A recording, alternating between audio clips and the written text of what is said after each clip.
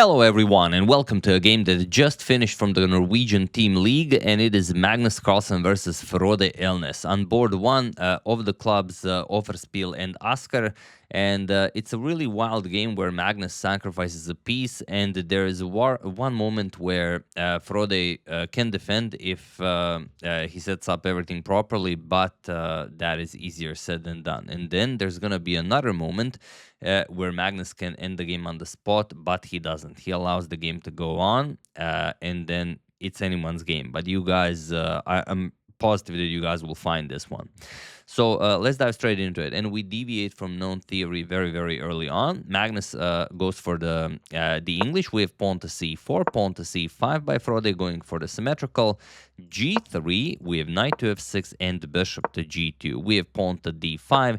Captures, and now we almost deviate right away. Here, almost everyone goes knight c3 or knight f3, but Magnus goes pawn to d4. It's actually one of the top moves recommended by the engine. It's just never played in top-level chess.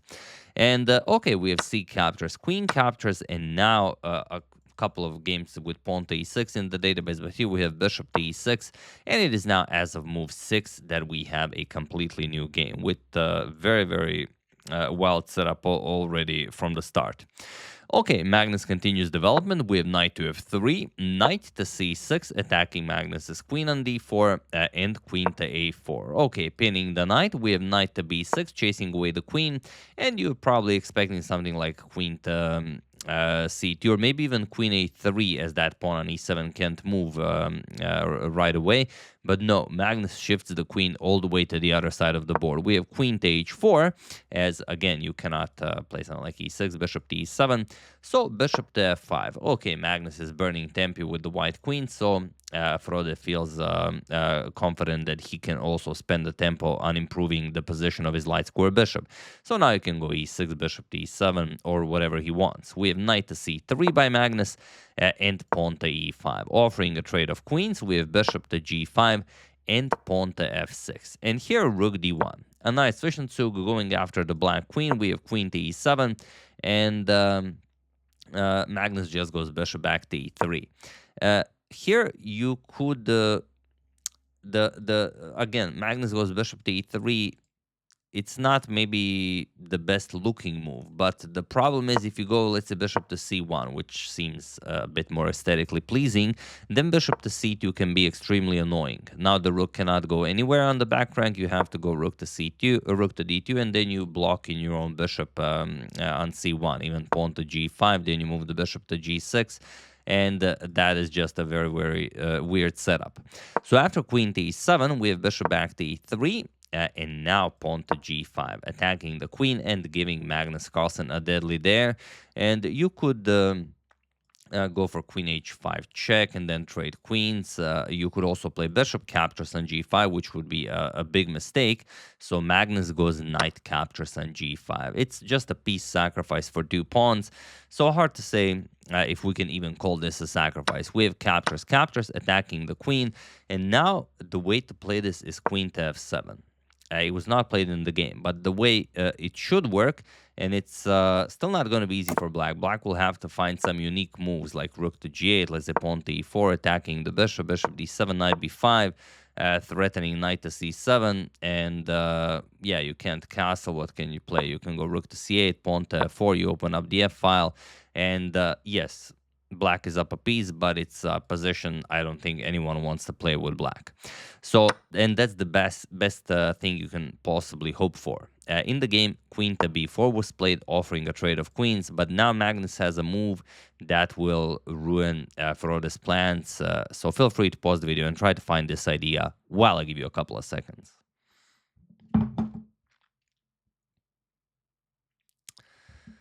So the tricky move that Frode missed is bishop to e4. Or maybe he didn't miss it. Maybe he just thought that this was the only thing he had. And you might be thinking, okay, what's the trick? Can't we just, you know, put some more pressure on white? Seems like white isn't doing all that great.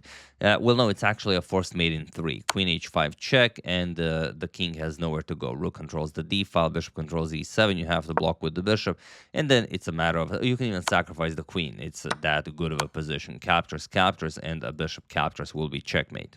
So after bishop to e4, we have bishop captures on e4, and now not an immediate recapture. That would just be weird. Pawn to a3. Again, trying to force the black queen away, so we can go for queen to h5 check. Queen to a5, and now look at this. Queen captures on e4. There are some other moves you could consider here, but queen captures on e4 is by far the best, and it can only be countered with rook to g8. So, well, it's not maybe winning if you let two engines play. I mean, who finds rook g8 here? It's just a move you don't find. So bishop to e7 was played, and now Magnus is winning, but it's not an easy move to spot. I would say no one spots this. So there's a dare for you. Magnus missed it. Can you find it? While I give you a couple of seconds.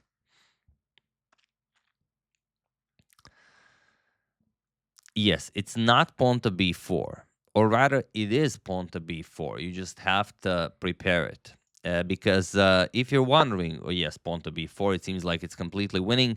No, it's not, because after queen captures on a3, now there's a hanging knight on c3. So whatever you play, you always have to worry about queen captures on c3 with check, and then whatever black wants to play.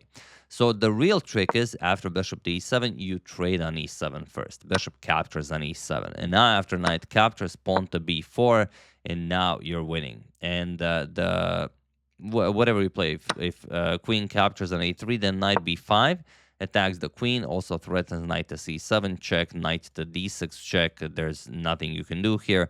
And after b4, if you go, let's say, queen to a6, again, doesn't really matter all that much. Queen e5, you go after the rook. After the rook moves, again, knight to b5, and there is nothing black can do here. Completely winning for white.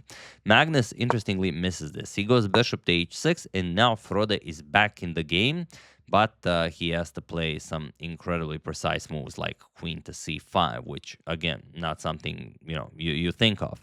But in the game, knight to d7 was played, and now Magnus goes castles king side. We have castles queen side, and now knight again. Pawn to b4 is the best move, but in the previous video, I talked about how Magnus really understands the importance of pawn to b4. In this game, he sort of lets us down a little bit, but okay, I mean, he did play it in the end.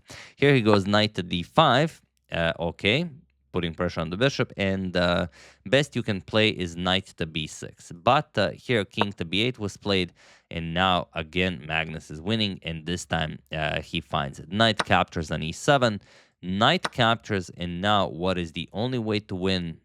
You can, again, always pause the video, I can never stop you. But the only way to win is bishop g5.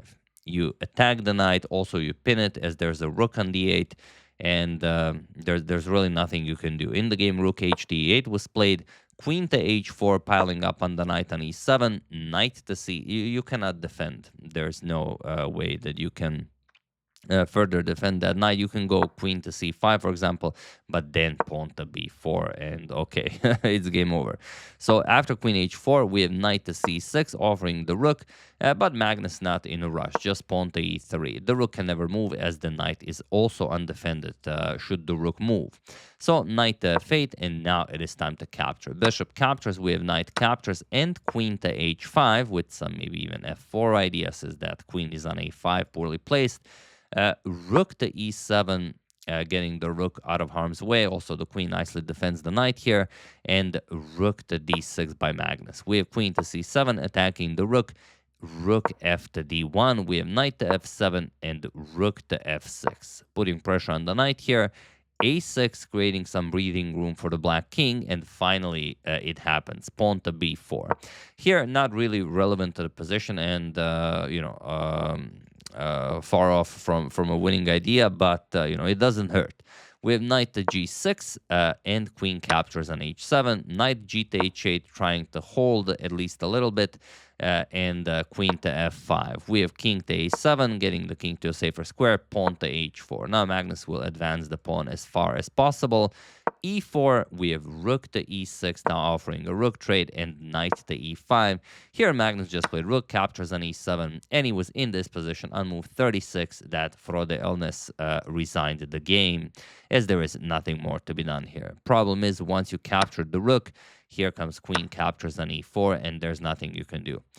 Rook d5, easy win. If you defend, even pawn to f4, the knight cannot move. The queen on e7 is undefended, and just a very, very nice victory with white for the highest rated player in the world, Magnus Carlsen.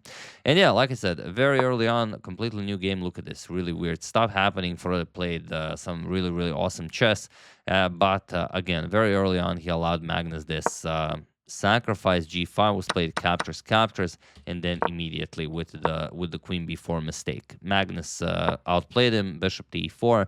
But then when crucial moment appeared, when opportunity presented itself, Magnus did not find pawn to b4. So, you know, always look for pawn to b4 more often than not, especially if you're playing white. It's the winning idea.